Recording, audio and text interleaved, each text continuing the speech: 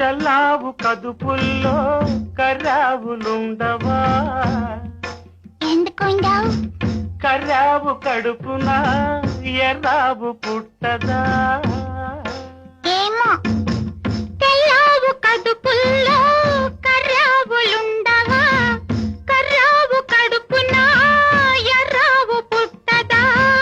గోపయ్యాడున్నా గోపెమ్మ ఈడున్నా గోధూళి కుంకుమై గోపెమ్మ కంటదా? ఆ పొద్దు పొడిచేనా ఈ పొద్దు గడిచేనా? ఎందువలన అంటే అందువలన.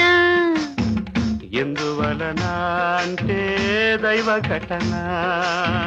గోవులు తెల్లన్నా గోపయ్య నల్లన్నా గోధూళి